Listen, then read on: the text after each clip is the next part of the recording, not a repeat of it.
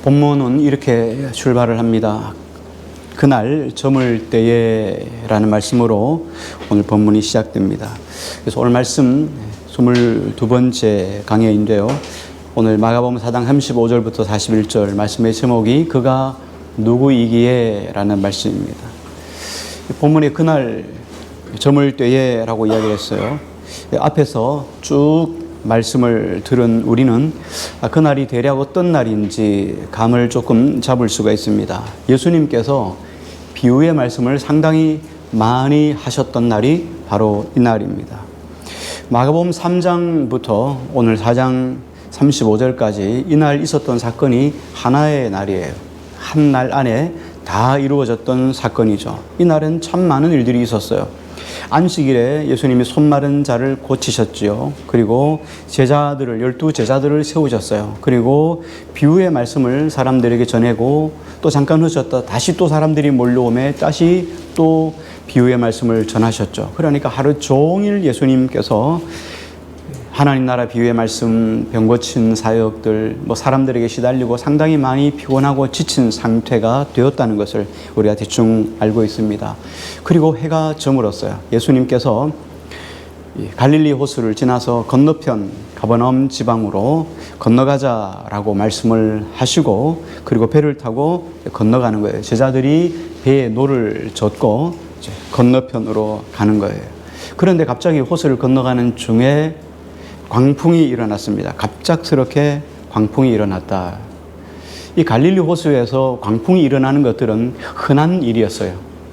우리가 태풍이 오는 것이 흔한 것처럼 한두 번 있었던 사건이 아니고 과거에도 있었고 지금도 있고 또 장차도 있을 내용이에요. 왜냐하면은 이 갈릴리 호수의 지형적인 영향 때문이에요. 지형적인 특성 때문에 이런 광풍이 자주 일어났습니다. 갈릴리 호수는 남과 북을 이렇게 자르면 22km 정도가 됩니다. 그리고 동서로는 14km나 돼요. 그러니까 엄청나게 규모가 커요. 보면은 끝이 안 보이니까 철석이고 그렇게 하는 거 보면 바다 같은 느낌이 들 만큼 호수가 상당히 큽니다. 그래서 게네사렛 호수, 디베랴 바다라고 부르기도 해요. 그래서 디베랴 쪽에서 보면은 바다 같다고 해서 디베랴 바다, 게네사렛 쪽에서 보면 게네사렛 호수, 갈릴리 지역에서 보면 갈릴리 호수, 전체로 보면은 갈릴리 이렇게 이야기를 합니다. 이 갈릴리 호수는 해발로 보면 해발 200m 아래에 놓여져 있어요. 그러니까 일반 바다 수면보다 200m 아래에 놓여 있고 주변에 많은 높은 산들, 해발 500에서 800 정도 되는 이런 높은 산들이 상당히 많이 있어요. 그러니 해발 200m 아래에 있으니까 해발 500에서 800이니까 어떻게 차이가 1000 정도가 나죠. 이렇게 차이가 납니다. 이런 산들이 주변에 병풍처럼 둘러싸 있는 것이 바로 이 갈릴리 호수예요. 이 갈릴리 호수에서 이런 광풍이 크게 일어난 이유가, 자주 일어난 이유는 두 가지입니다. 하나는 헐몬산은 상당히 높은 산이에요. 800 이상이 되는 산인데 이 헐몬산에는 상당히 높기 때문에 눈이 항상 쌓여 있어요. 만년설처럼. 그래서 눈 녹은 물들이 계속 이렇게 막 내려오죠. 가이사랴 빌립보에서 그 수원지 같은 물이 콸콸콸 그 많은 지역에서 예수님이 그것에 지어놓은 판신전을 바라보고 예수님의 제자들에게 사람들이 나를 구나하느냐 물었던 것이 바로 그것이죠. 이 헐몬산에서부터 흘러내리는 물이 쭉 내려와서 이 요단강의 수원지가 됩니다. 그러다 보니까 여기에는 찬 공기가 항상 있어요. 이 찬 공기가 내려옵니다. 이 호로 골짜기를 타고 내려오면 이 갈릴리 호수에서 있는 뜨거운 바람 위로 올라가잖아요. 올라가고 찬바람이 만납니다. 만나니까 그것에 만나서 충돌이 일어나서 풍랑이 일어나는 거예요. 이렇게 해서 계속 바람이 부는 이 풍랑이 일어난 일들이 자주 있었습니다. 또 한 가지 이유는 계절풍이에요. 이 지중해 해변에서 불어오는 계절풍이 따뜻한 바람하고 만나서 충돌이 일어나는 경우죠. 어쨌든 바람과 바람이 만나는 것 때문에 이 갈릴리 호수에는 자주 이런 광풍이 일었죠. 그래서 여기 보니까 광풍이라고 설명을 했어요. 광풍은 미칠 광자예요. 바람이 미쳤다. 그냥 살랑살랑 이렇게 바람 불어오는 게 아니라 막 바람을 맞으면 풍랑이 일어나서 그 당시에 그 갈릴리 호수에서 뭐 고기를 잡던 이런 배들을 위험하게 만들 수 있을 만큼 큰 바람이었기 때문에 사람들이 광풍이라고 붙일 정도였어요. 자, 그런데 대표적으로 특징이 뭐냐면 이 광풍이 불면 보통 1시간이나 2시간 정도가 힘들어요. 그리고 1-2시간이 지나면 대체적으로 이 광풍이 잠자기 시작합니다. 이게 좀 특징이에요. 이거를 갈릴리 주변에서 고기잡이를 하는 대부분의 사람들은 다 이미 숙지를 하고 있습니다. 그러니까 뭐 베드로, 안드레, 야고보, 요한 이런 사람들은 뭐 갈릴리에서 잔뼈가 굵은 사람들이니까 1-2시간 정도 지나면 이 광풍은 잠이 잔다, 가라앉는다 정도를 다 알고 있습니다. 그런데 제자들이 갑작스러운 광풍이 불어오니까 그냥 멘붕 상태가 된 거예요. 오늘 말씀 한번 볼까요? 37절을 한번 같이 읽습니다. 시작.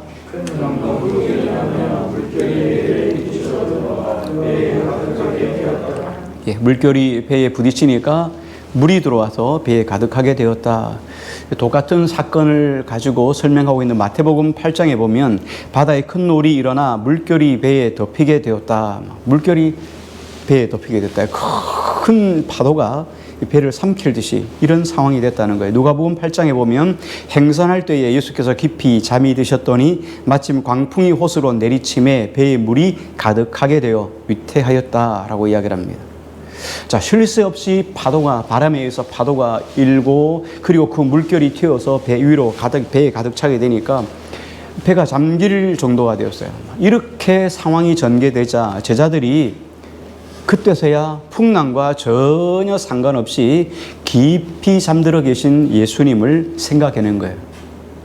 지금까지는 막 물 퍼내느라고 정신이 없었어요. 근데 한참 물을 퍼다가 이제는 막 도무지 감당할 수 없은 상황이 되자 예수님이 고물에 머리를 대시고 잠을 주무시는 것을 생각해낸 거죠. 그리고는 예수님을 향해서 소리를 쳤습니다. 38절을 한번 같이 볼게요. 같이 시작.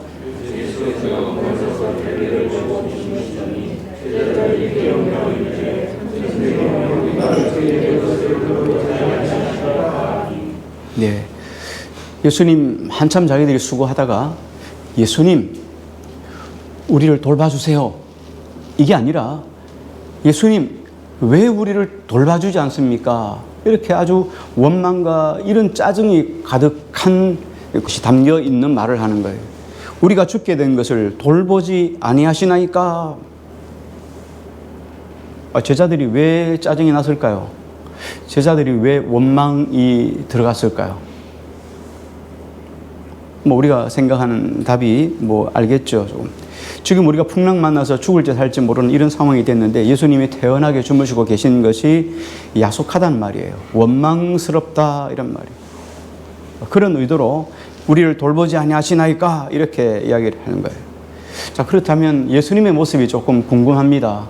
왜 예수님께서는 이렇게 풍랑이 있는데도 전혀 태연하게 잠만 주무셨을까 하는 거예요. 물론 하루 종일 사역이 많았잖아요. 그러니까 조금 피곤하셔서 깊이 잠이 드실 수도 있습니다.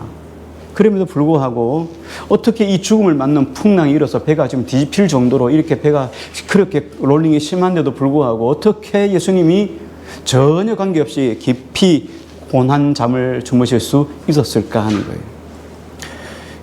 의도가 있지 않을까, 무슨 의도가 있지 않을까 이렇게 볼 수가 있죠. 그래서 우리가 여기 분명하게 오늘 이 본문을 통해서 짚고 넘어가야 될 부분이 있다는 거예요. 제자들이 왜 예수님을 원망스럽게 불렀을까? 왜 예수님께서 예수님을 향해서 원망스럽게 하는 그 바탕 속에는 어떤 마음이 제자들 속에 깔려 있을까? 이렇게 한번 제자들의 마음 그리고 예수님의 마음을 한번 각자 이렇게 따로따로 한번 구분을 해서 조금 추적해 보려고 합니다. 제자들은 지금 상황이 어떻습니까? 지금까지 이 풍랑을 만나는 이 사건이 있기 전까지 예수님과 함께 더불어 동행했어요. 그리고 예수님의 사역들을 계속 봤어요. 예수님이 기적을 일으키는 현장을 계속 지금 보고 있었어요. 마가복음 3장에서부터 지금까지 하나님 나라 복음을 선포하는 예수님, 그리고 그곳에 들어갈 자와 들어가지 못할 자를 비유를 통해서 말씀하시는 심판자로 오신 예수 그리스도를 지금 계속 보고 있었습니다. 한편 손 마른 자가 예수님 말씀하실 때 손이 펴자 그냥 치유되는 것들을, 그 현장을 똑똑하게 목격한 사람들이 바로 제자들이에요. 그런 경험을 가지고 있었던 제자들인데 이 풍랑을 만나는 이 순간 제자들에게 아무런 영향력을 주지 못했다는 거예요. 지금까지 교회를 열심히 다녔는데 내 삶의 현장 속에서, 내 삶의 환경 속에서 문제가 생길 때 내가 열심히 교회에 다니는 것이 내게 일어난 이 삶의 현장에 전혀 영향력을 끼치지 못하더라는 거예요. 아무 소용이 없더라, 뭐 이런 이야기죠. 왜 그럴까요? 왜 이렇게 영향력이 없을까요? 지금까지 예수님이 기적을 이루셨던 그 장면들, 예수님 하셨던 말씀, 하나님 나라의 그 복음을 다 듣고 가슴이 뜨거워졌고 믿음이 생겨났는데도 불구하고 왜 제자들이 이렇게 풍랑을 만났을 때는 아무짝에도 쓸모없이 이렇게 참패를 당했을까 하는 거죠. 그 이유가 무엇인가 하는 거예요. 많은 사람들을 만나다 보면 이런 이야기들을 곧잘 합니다. 예수님을 나에게 좀 보여주십시오. 그럼 내가 잘 믿겠습니다. 예수님을 나에게 보여주십시오. 그러면 내가 예수님을 더 잘 믿을 수 있을 겁니다. 라고 이런 이야기를 많이 하십니다. 이런 이야기들을 많이 들어요. 예수님을 나에게 보여주십시오. 뭐 예수님 기적을 나에게 좀 베풀어 주십시오. 나에게 뭔가 예수님이 있다는 흔적을 좀 보여주십시오. 그럼 내가 예수님을 잘 믿겠습니다. 이런 이야기들을 종종 하죠. 성경에도 그런 이야기를 있으면 예수님에게 계속 표적을 보여달라 이런 말씀을 하셨잖아요. 그때 예수님이 이렇게 말하죠. 내가 요나의 표적 외에는 너희에게 보여줄 것이 없다. 표적을 믿으면, 표적을 보여주면 잘 믿을까요? 표적을 마치 구경거리로 전락해버린 것이 이스라엘 백성들의 모습이었어요. 그게 군중들의 모습이었어요. 이게 지난주 누가복음 큐티의 내용이지 않습니까? 자, 그래서 많은 사람들이 하나님께서 나에게 하나님을 보여주면, 예수님 보여주면 내가 더 잘 믿겠습니다. 그런데 하나님께서 은혜를 베풀어 주셔서 예수님을 만나는 이런 체험들을 곧잘 삶 속에서 해요. 문제를 해결해 주셨다든지 내 어려움을 하나님께서 피해가게 해 주셨다든가 이런 문제를 하나님 앞에서 체험하게 됩니다. 자, 그러면 이 사람이 이런 체험을 통해서 믿음이 더 좋아졌을까요? 물론 이런 일들을 통해서 믿음이 더 좋아지는 경우도 있습니다. 자, 그런데 문제가 뭐냐면 그 다음이에요. 그 다음에 또 다른 역경이 닥쳐오면 이 사람은 전에 만났던 그 주님을 기억하고 담담하게 그 환경 속에서 전혀 흔들리지 않고 그 사건을 잘 극복하고 이겨나갈 수 있을까 하는 거예요. 지금 문제가 생겨가지고 하나님 앞에 답답한 마음을 가지고 막 하나님 앞에 이 문제를 해달라고 낙심하고 절망하고 원망도 하고 그렇게 했는데 하나님이 은혜로 이 문제를 해결해 주셨어요.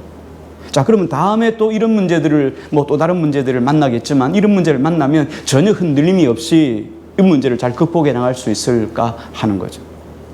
그런 질문을 우리 스스로에게 한번 던져봅니다.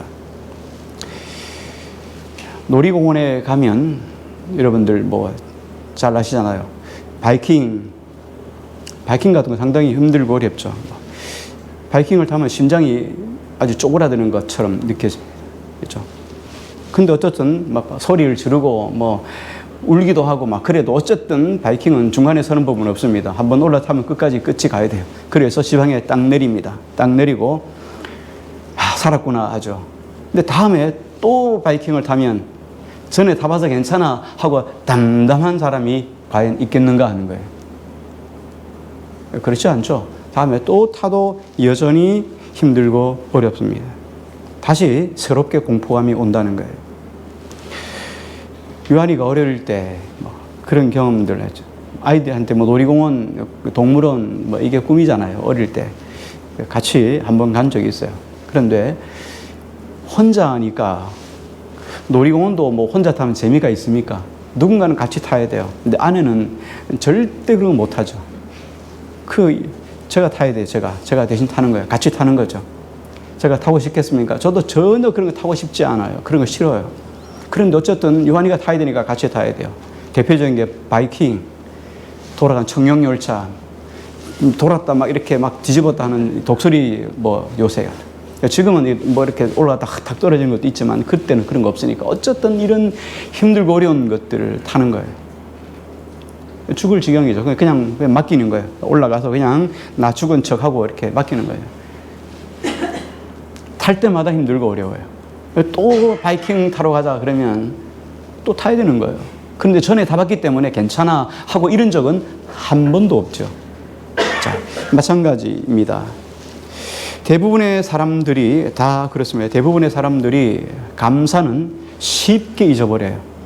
하나님께서 내게 주신 은혜들은 쉽게 잊어버리고 어려움과 고통은 내 마음속에 차곡차곡 대체적으로 쌓아둡니다. 좋은 쪽은 쌓이지 않고 나쁜 쪽은 두려움으로 우리 속에 계속 쌓여요. 이게 보편적인 사람들의 모습입니다. 그럼 제자들도 마찬가지죠. 제자들은 우리와 달랐을까요? 전혀 다르지 않아요. 이 갈릴리 호수의 광풍이라는 것은 예측 불가능한 것이에요. 그런데 제자들이 예측 불가능한 이 광풍을 만났어요. 그럼 제자들은 어떻게 합니까? 과거에 이런 광풍들이 흔히 자주 자기도 모르게 있을 수 있다는 걸 알고 있습니다. 과거에 이런 광풍을 경험했단 말이죠. 그런데 이런 광풍이 지금 생겼어요. 그럼 어떻게 해야 됩니까? 담담해야 되잖아요. 근데 담담하지 못하다는 거예요. 왜? 안 겪고 싶은 것을 지금 겪고 있으니까 지금 난리를 치고 물을 퍼다가 안 되니까 예수님을 향해서 원망하고 불평을 하는 거예요. 지금 이게 그 상황이에요. 광풍이 앞에서 말씀드렸지만 한두 시간만 지나면 잠잠해져요. 우리가 당하는 고난과 어려움들은요, 대체적으로 주여 하고 조금만 기도하다 보면 다 지나가요. 인생이라는 게 다 그렇습니다. 다 지나가요. 지금은 죽을 것 같고 힘든 것 같고 못 살 것 같고 포기하고 싶지만 시간이 지나면 다 지나가는 것들이에요. 한두 시간 지나면 광풍은 잠자게 돼 있습니다. 여러분 그렇지 않습니까? 우리가 인생 만남 속에서 고난을 만났을 때 여러분이 그 고난을 1, 2, 3, 4 해가지고 여러분 계획적으로 그렇게 해결을 했습니까? 물론 그렇게 해결한 것도 있겠죠. 대체적으로 어떻습니까? 아이고 하다 보면 다 지나간 거 아니겠어요? 그렇잖아요. 아이들이 어릴 때는 막 개구장을 어디로 튈지 몰라요. 그렇게 고민하고 그러다가 아이들이 크면서 지나가요. 윤영이가 교회 올 때 어디로 튈지 몰라요. 근데 그 아이들이 지금은 찬양하고 사도신경을 하고 뭐 피아노 이제 반주를 맡겨야 되겠을 때문에. 그렇잖아요. 세월이 지나가면 다 해결이 되는 문제들이에요. 자, 그런데 제자들을 한번 생각해 보시기 바랍니다. 지난 시간 있었던 그 영광스러운 경험들, 예수님이 하셨던 그 기적의 현장들, 평생 바다에 살면서 바다에 대한 정보를 다 알고 해박한 지식을 가지고 있음에도 불구하고 이 순간은 이 모든 것들을 다 깡그리 잊어버리며 죽을 수도 있다는 그런 큰 두려움 속에서 예수님을 향해서 원망하며 예수님이 깨우는 모습을 우리가 지금 목도하고 있는 거예요. 선생님, 우리가 죽어가는데 어떻게 그렇게 무심할 수 있습니까? 이게 바로 소위 예수님을 믿는다는 제자들의 모습이에요. 그리고 어쩌면 이 모습이 오늘을 살아가는 우리의 모습일 수 있다는 거예요. 어쨌든 이 부르짖음 앞에 예수님 우리를 그냥 왜 놓아두십니까? 이 부르짖음 앞에 예수님이 이제 일어나셨어요. 그리고 바람을 향해서 예수님이 크게 꾸짖으셨어요. 우리 39절 말씀을 한번 같이 읽겠습니다. 시작.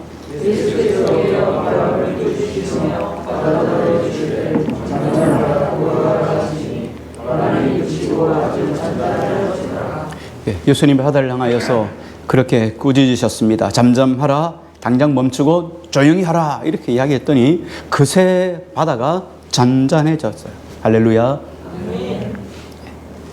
제자들에게서는 이 풍랑이 자신들의 생명을 위협하는 큰 사건이지만 예수님에게서는 마치 어린아이를 잘 어리는 어머니같이 그리고 날뛰는 소의 고삐를 낚아채서 그렇게 잠잠케 하는 어떤 노련한 농부같이 풍랑을 그렇게 잠재워 버렸습니다. 이게 바로 오래전 천지를 창조하셨던 창조주 하나님의 모습이었습니다. 예수님 말씀하시던 그 순간 풍랑은 마치 귀가 있는 것처럼 그렇게 날뛰던 광풍이 귀가 있는 것처럼 그냥 고개를 숙이고 잠잠해졌어요.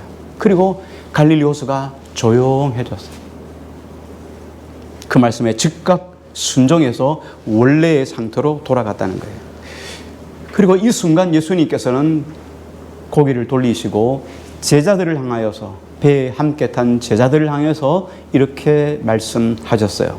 40절 말씀을 보겠습니다. 시작.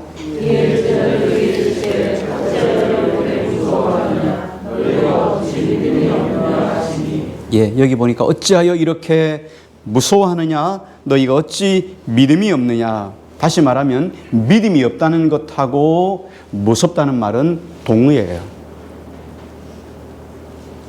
다른 단어, 같은 뜻의 동의예요.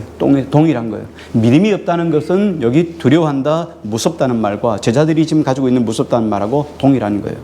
예수님은 그 풍랑 속에서 허둥대며 원망하며 죽을 것 같이 예수님을 깨우던 그 모습을 믿음이 없는 것으로 보셨다는 거예요. 그리고 무섭다라고 하는 그 단어는 제자들의 마음 상태를 한마디로 요약한 단어였어요. 무섭다. 우리가 어떻습니까? 어떤 사건을 만나면 무섭지 않아요? 무섭다. 이게 일시적으로 공황 상태예요. 믿음이 없는 상황이에요. 제자들은 두려워했지만 예수님은 이것을 믿음이 없다라고 말씀을 하셨습니다. 제자들은 믿음이 없기 때문에 두려워하는 거예요. 자, 그러므로 결론을 지으면 우리가 어떻게 하면 됩니까? 믿음을 가지자, 혹은 무서워하지 말자, 이렇게 하는 것으로 결론이 끝날 수 있습니다. 그런데 그렇게 끝나면, 야, 제자들이 믿음이 없구나, 제자들이 무서워하고 있구나, 이렇게 끝나면 제자들이 조금 억울해하지 않겠어요? 그죠? 억울하잖아요. 믿음이 없다. 자, 그래서 이 상황을 조금 더 한 칸 더 깊이 좀 파보려고 합니다. 정말 믿음이 없는 것일까? 정말 무서워한다는 것이 믿음이 없는 것일까? 생각해 보는 거예요. 자, 그럼 반대로 한번 이렇게 역설적으로 한번 질문을 한번 던져봅니다. 여러분에게 한번 질문을 던져볼게요. 만약에 믿음이 없어서 지금 예수님이 왜 무서워하느냐, 무서워했단 말이죠. 근데 만약에 믿음이 있다면 그들에게 무서워하지 않겠죠. 그리고 믿음이 있다면 어느 정도 흔들리지 않고 견고할 수 있을까요? 자, 여러분 믿음이 있잖아요. 이런 상황, 풍랑, 광풍을 만나면 여러분 어느 정도 담담해질 수 있을까요? 이거는 여러분 뭐 목사니까 목사 정도 되면은 전혀 평안하게 이렇게 있어야 된다고 여러분이 생각할지 모르지만 이거는 연조의 차이가 아니에요. 믿음의 차이예요. 믿음은 교회 금방 나오신 분도 믿음이 클 수 있고 교회를 오래 다녀도 믿음이 적을 수 있어요. 믿음의 차이예요. 어느 정도 믿음이 있어야 이 속에서 흔들림이 없이 담담하게 있을 수 있을까요? 그러면 믿음이라고 하는 단어에 우리가 조금 좀 초점을 맞춰보려고 합니다. 그럼 믿음이라는 게 뭘까요? 우리가 가끔 전쟁 영화를 보면 포탄이 쏙 떨어져서 사람들이 막 포탄 파편에 맞아 죽기도 하고 그리고 포탄에 맞아서 막 다리가 너덜너덜해지는 이런 상황들을 보게 되죠. 그러면 위생병이 가가지고 거기다가 몰핀을 놔서요. 몰핀을 막 한 대도 아니고 2개, 3개를 놔요. 그러면 일시적으로 전혀 고통이 없어요. 마음이 평안하죠. 그럼 이런 상태가 되는 걸 가지고 우리는 믿음이라고 말하는 걸까요? 어떤 충격을 받아도 전혀 그럴 수 있지 이렇게 생각하는 이게 믿음일까요? 과연 믿음이라는 게 뭘까? 어떤 것을 가지고 예수님이 믿음이 적은 자들아 하고 주님을 책망하셨을 만큼 믿음이라는 것이 무엇일까 하는 거예요. 믿음의 사람들 중에 정말 이런 충격을 받았을 때 이런 광풍 속에서 조용하고 담담하고 평안합니다. 이런 상황이 되는 사람이 과연 얼마나 될까요? 여러분은 어떻습니까? 저보고 한번 물어보세요. 그런 상황이 되면 어떻게 하실 건지, 어떻게 할 건지. 이런 상황 속에서 자연스럽고 정상적인 신자라면, 정상적인 사람이라면 두려워하는 것이 정상적이라는 거예요. 두려워하는 것이 비정상이 아니라는 거예요. 그렇다면 왜 제자들에게 예수님께서 너희가 어찌하여 믿음이 없느냐라고 말을 했을까요? 두려워하는 것은 정상적이잖아요. 근데 왜 예수님이 두려워하는 제자들을 향해서 왜 믿음이 없느냐 이렇게 주님이 책망을 하셨을까 하는 거예요. 우리가 상황을 다시 풍랑 만나는 상황을 다시 한번 돌이켜서 한번 복기를 한번 해봅니다. 자, 예수님이 지금 갈릴리 호수를 건너가고 있어요. 그런데 갑자기 광풍이 일었어요. 우리가 예고 없는 광풍이 일어났습니다. 제자들은 두려워했습니다. 여기까지는 정상적이죠. 뭐 두려워하는 게 정상적이에요. 자, 그리고 그 다음에 어떻게 됩니까? 제자들이 방법이 없으니까 막 별걸 다 가지고 뭐 자기들이 신은 신발도 뭐 가지고 막 물을 푸고 막 별걸 다 가지고 있어. 막 이 배 안에 있는 것들을 가지고 막 물을 푸기 시작합니다. 계속 물을 부기 시작하는데 광풍이 워낙 심하니까 배는 점점점 가라앉고 있어요. 조금만 놓아두면은 이제 배가 가라앉아가지고 다 그들이 갈릴리에 빠져서 죽게 되었어요. 이런 상황 속에서 우왕좌왕 하다가 예수님을 찾은 거예요. 그리고 예수님을 향해서 원망 섞인 말로라는 거예요. 우리를 돌아보지 아니하나이까. 막 우리가 좀 죽게 해야 되는데 예수님이 제자라고 하면서 말이죠. 예수님은 거들다 보지도 않고 정말 그럴 수 있겠습니까? 하고 예수님께서 원망을 하게 된 거예요. 이게 지금 여기까지 있었던 내용입니다. 자, 그러면 제자들이 한 것이 여기까지고 이어서 예수님이 제자들을 향하여 질책하고 있는 거예요. 믿음이 없다. 믿음이 적은 자들아 하고 책망했단 말이에요. 오늘 예수님께서 그러면 예수님이 하시는 이 질책, 예수님이 하시는 책망은 제자들의 행동, 다시 말하면 풍랑 가운데서 두려움에 빠져서 행동한 내용에 대해서 책망한 것이다. 이렇게 결론을 내리면 됩니다. 그런데 어려움 중에 두려움을 가지는 것이 문제이거나 죄는 아니라는 거예요. 여러분, 시험을 앞둔 사람이 와, 내일 시험 잘 칠 수 있을까? 야, 뭐 100점 맞아야 되는데 90점 맞아야 되는데 야, 내일 시험을 잘 칠 수 있을까? 여러분 두렵지 않아요? 그죠? 시험은 늘 두려워요. 시험 쳐놓고 나도 두려워요. 붙었을까 떨어졌을까. 그죠? 막 꿈도 막 꾸잖아요. 시험 현장에 갔는데 내 번호가 없어요. 막 이런 꿈도 꾸잖아요. 두려움 때문에 오는 거죠. 자, 여러분 코로나 때문에 실직을 당했어요. 두렵지 않겠어요? 실직 당했는데 야, I am so happy 이렇게 말하는 게 정상이에요? 정상 아니잖아요. 문제를 만났어요. 난 행복해. 우리가 지금 이걸 요구하고 있습니까? 이건 죄가 아니라는 거예요. 사람들이 우리 어려움을 만났을 때, 어려움을 당했을 때, 자, 믿는 자여 두려워하지 마세요 라고 우리가 얼마든지 말할 수 있습니다. 집사님, 권사님, 장로님, 목사님 두려워하지 마세요. 이렇게 우리 얼마든지 권면할 수 있어요. 근데 목사가 되나가지고 두려워하고 말이야 사건을 만났는데 이렇게 말하면 이 잘못된 거란 말이에요. 두려움을 가지는 게 비난할 내용은 아니라는 거예요. 성경 에베소서 4장에 보면 26절에 보면 이런 말씀도 있습니다. 분을 내어도 죄를 짓지 말며 해가 지도록 분을 품지 말고 분이 나는 것 품지 말고 마귀에게 틈을 주지 말라. 분을 내어도 죄를 짓지 말라는 거예요. 성경에는 분 내는 거를 뭐 하고 있습니까? 인정하고 있는 거예요. 분 내는 것 인정하는데 분을 내어도 뭐 하지 말라고요? 죄는 짓지 말라는 거예요. 그리고 분을 내어도 해가 지도록 분을 품지 말라는 거예요. 우리가 살다 보면 갑자기 여러분 문제를 만나면 확 분이 나지 않아요? 화가 나지 않아요? 아내와 남편이 갑자기 싸웠어요. 그런데 싸우면 휴전할 때까지 얼마나 걸려요? 이틀, 3일, 일주일 이렇게 하면 그 죄 짓는 거란 말이에요.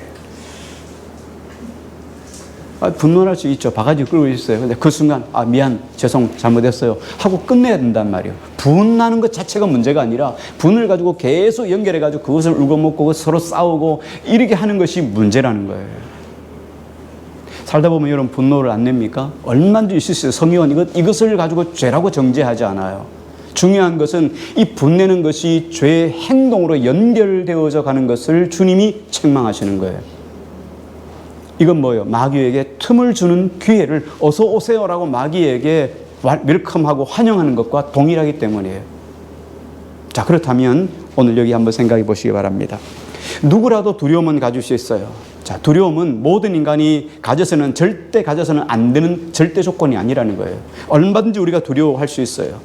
두려움이라는 것은 우리가 죽을 때까지 함께 가야 되는 친구와 같은 거예요. 여러분, 예수 믿는다고 안 두려워합니까?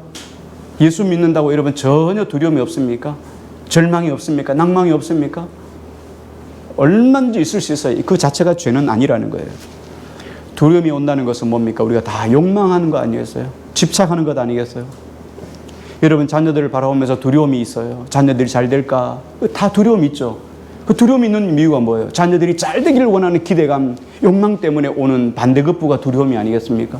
잘 되기 위해서 기대하는데 잘 안 될 때 두려움이 있지 않습니까? 얼마든지 우리가 이런 두려움은 우리 삶 속에 있을 수 있다는 내용이에요.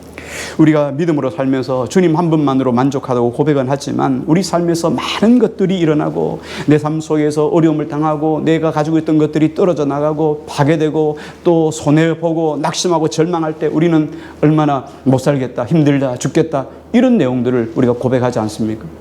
근데 이거 자체가 잘못된 게 아니라는 거예요. 성경은 지금 그 이야기를 하려고 하는 거예요. 두려워하는 것 자체가 불신앙이다 이게 아니라는 말이에요. 여러분 생각해 보세요. 갑자기 암이 생겼어요. 여러분 안 두려워요? 나는 믿음이 있어. 괜찮아. 이런 사람이 있습니까, 여러분? 예, 힘들대. 배우자가 갑자기 돌아가셨어요. 얼마나 인생 속에 여러분 낭망이 오겠어요. 예수님께서 우리에게 말씀하신 믿음이라고 하는 것은 이런 두려운 일을 만났을 때 그 두려움을 통제하는 능력을 믿음이라고 이야기합니다. 두려움은 다 있을 수 있어요. 그 두려움을 다 만납니다. 두려워할 때, 두려운 일이 일어날 때 두려워하는 거 보편적인 거예요. 보통인 거예요. 다 일반적으로 있을 수 있는 이야기예요. 자, 그러면 여러분 그 두려움을 가지고 어떻게 하실 겁니까? 이제 두려움을 어떻게 하죠? 풍랑이 지금 일어났습니다. 풍랑이 막 일어서 죽게 되었습니다. 이건 뭐 알 수 없는 거잖아요. 내가 원하는 상황도 아니었어요. 그런데 이런 상황이 갑자기 내 앞에 닥쳤을 때 이제 어떻게 하죠?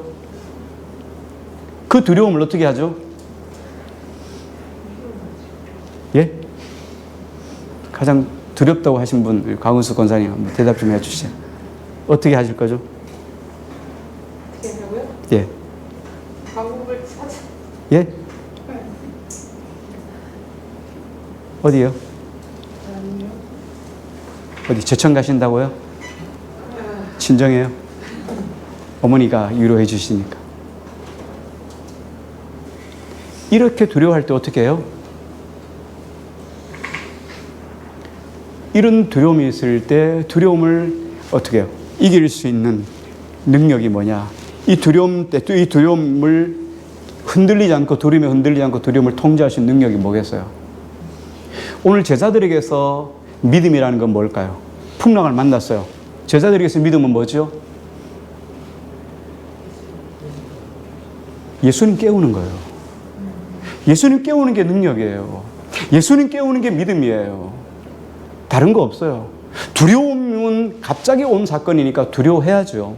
근데 그 두려움을 어떻게 해요? 우리 예수님을 깨우는 것으로 능력을 극복하는 거예요. 이게 믿음이란 말이에요.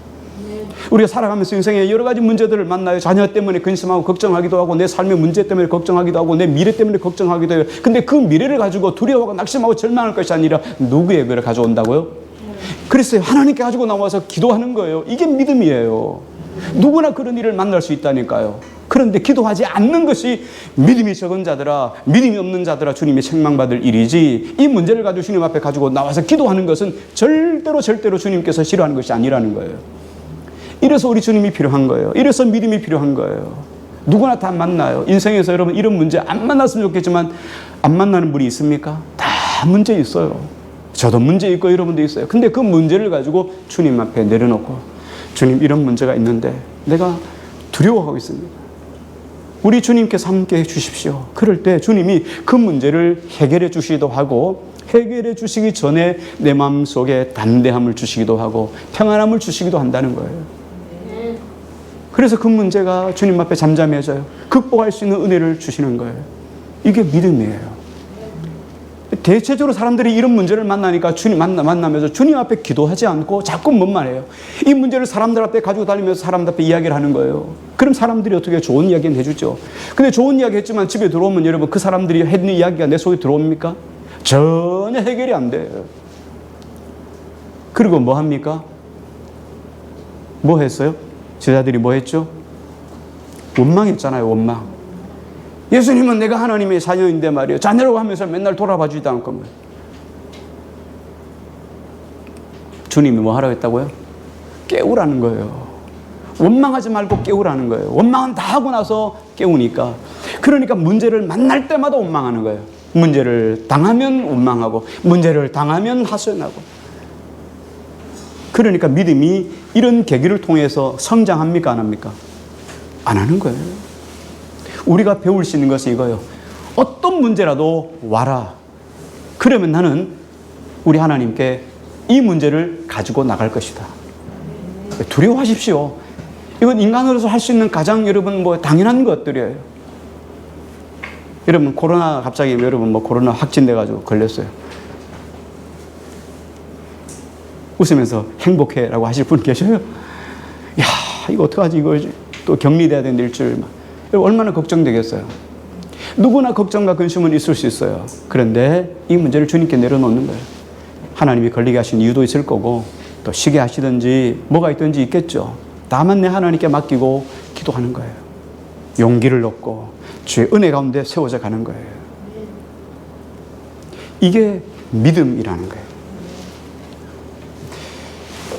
그러므로 예수님을 끊임없이 붙잡아야 해요. 두려움은 있지만 두려움에 빠지는 것이 아니고 이 두려움을 가지고 우리 예수님께 가져 나가는 거죠. 그러므로 믿음이라고 하는 것은 결국 어떤 두려움 속에서 예수님이 우리를 위해서 하신 일들을 기억해내는 거예요. 주님이 내 문제를 해결해 주신다. 그리고 주님께서 내 삶 속에서 어떻게 내 삶을 해결해 주시는 분임을 믿음으로 고백하고 그분을 신뢰하는 것, 이게 바로 믿음이라는 거예요. 그래서 우리가 보좌 앞으로 나가는 거예요. 그래서 기도하는 거예요. 그래서 기도하는 사람은 계속 낙심해 있을 수 없어요. 여기 있잖아요. 분을 품어도 분을 품을 수 있다니까요. 근데 믿음의 사람은 분을 품고 가지고 앙심을 품고 그걸 가지고 사람들 앞에 해코지하고 원수감당하고 이런 사람이 있을 수 없다는 거예요. 이건 믿음의 사람이 하는 행동이 아니기 때문에요. 이런 사람이 있을 수 없어요. 꽁 하고 해가 질 때까지 아내와 남편하고 말하지 않고 이런 사람이 있을 수 없다는 거예요. 분이 있을 수 있죠. 쿨하셔야 돼요. 믿음의 사람들은. 아멘 좀 해보세요. 믿음의 사람들은 툭툭 털어버려야 돼요. 꽁 하고 있으면 안 돼요. 미안하다, 사랑한다, 이렇게 끝나는 거예요. 우리가 살아가면서 얼마나 많은 이런 하나님의 은혜와 손길들을 체험했습니까? 그런데 무슨 일이 닥치면 예전에 나의 삶에서 나를 만나주시고 인도하셨던 그 주님, 이거 다 잊어버리고 끊임없이 인생 속에서 원망하는 인생으로 전락해버리면 믿음이 성장할 수가 없어요. 절대 잊지 말아야 됩니다. 믿음 있는 사람도 두려워할 수 있습니다. 그러나 믿음은 이 두려움 속에서 어떻게 행동할 것인가가 믿음이에요. 기도하면 돼요. 자, 그러면 다시 본문으로 한번 돌아가 봅니다. 풍랑을 예수님이 계속 고요하고 잠잠하라 이렇게 말씀하실 때 풍랑이 잠잠해졌어요. 자, 그랬더니 제자들이 이렇게 고백을 했어요. 41절을 한번 같이 볼게요. 41절입니다. 시작.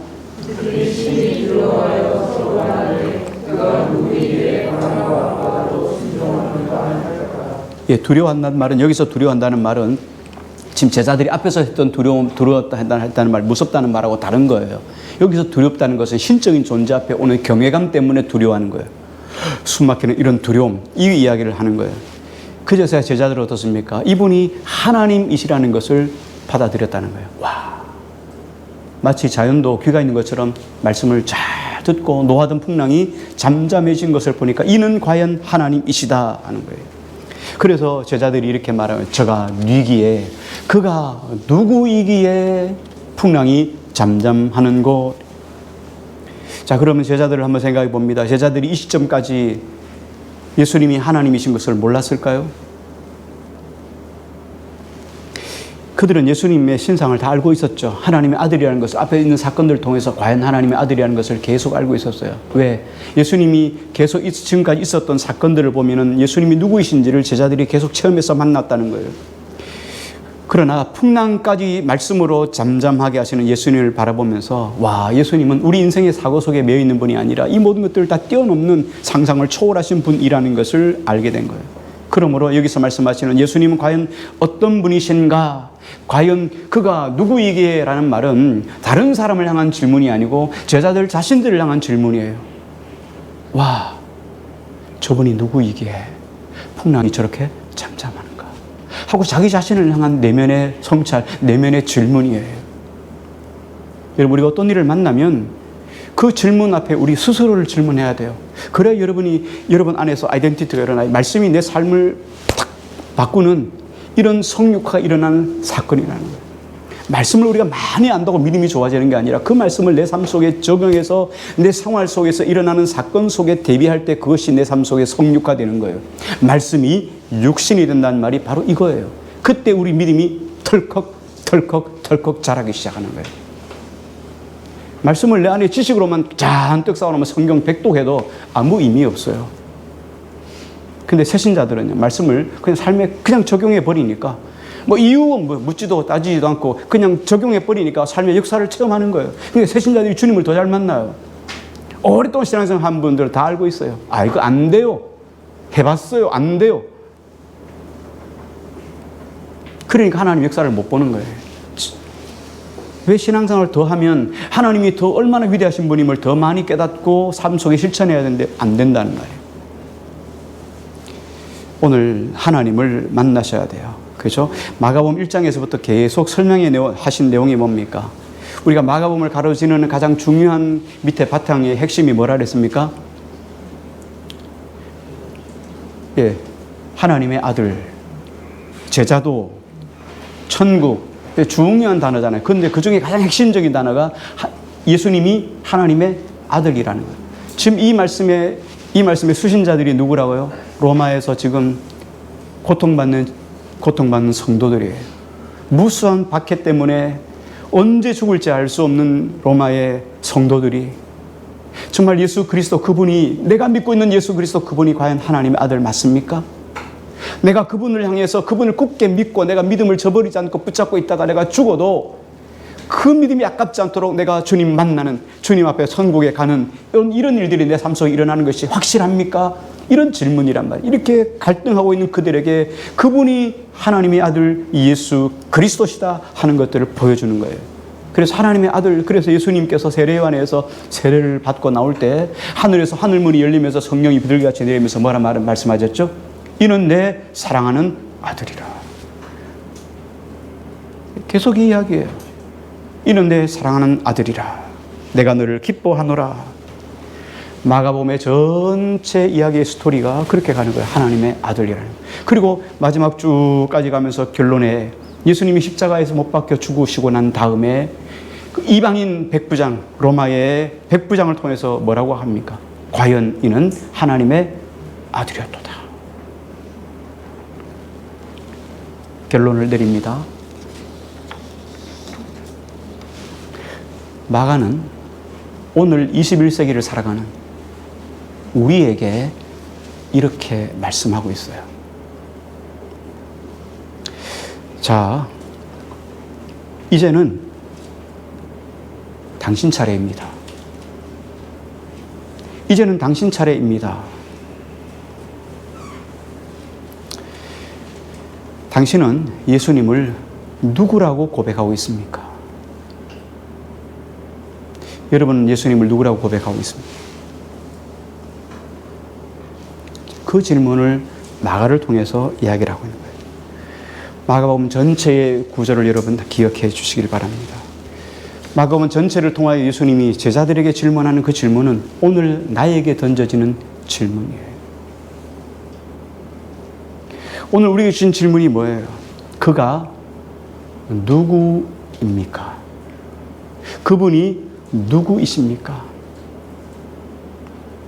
그가 누구이기에 바람을 명하여 잠잠하라, 파도를 명하여 잠잠하라 하니까 잠잠할 수 있었습니까? 그가 누구이기에 이런 능력을 행하시는 것입니까? 결국 마가는 오늘 마가가 기록해 놓은 성경을 통해서만, 성경의 지면으로만 끝나는 것이 아니라 오늘 우리의 입술을 통해서 그가 누구이신지 고백받기를 원하는 거예요. 예수님은 마가를 통하여 우리가 고백하는 그 고백을 예수님은 들으시기를 원하는 거예요. 여러분에게서 예수님은 누구이십니까? 만약에 우리 입술을 통하여서 예수 그리스도가 어떤 분이시고 그래서 나는 그분 때문에 내 인생의 삶을 예수님에게 전적으로 의탁하고 올인할 수밖에 없다는 것을 고백하지 않는다면, 그리고 삶이 그렇게 행동으로 연결되지 않는다면 우리의 믿음이라는 것이 모래 위에 세운 집과 같아요. 풍랑을 만나면 자빠지는 거예요. 어려움을 만나면 쓰러지는 거예요. 건강 문제만 위기를 당해도 그냥 엎어져 쓰러지는 거예요. 하나님을 향해서 원망하기는 너무나 쉬운 삶을 살아갈 수밖에 없는 거예요. 믿음의 정의는 나와 예수님과의 관계예요, 관계. 나는 예수님과 어떤 관계인가? 믿음은 예수님이 나에게 어떤 분인가를 생각하는 거예요. 그리고 그분이 어떤 분이라는 것이 내 삶 속에 결론되어졌기 때문에 나오는 행동이에요. 고백이고 행동이에요. 그게 믿음이에요. 이 관계가 정립이 안 돼서 행동이 안 나오는 거예요. 이 관계가 정립이 안 되면 삶이 안 나오는 거예요. 오늘 마가를 통하여 우리에게 던져지는 질문, 그분이 여러분에게서는 누구이십니까? 우리 같이 찬양 드리고 기도하겠습니다.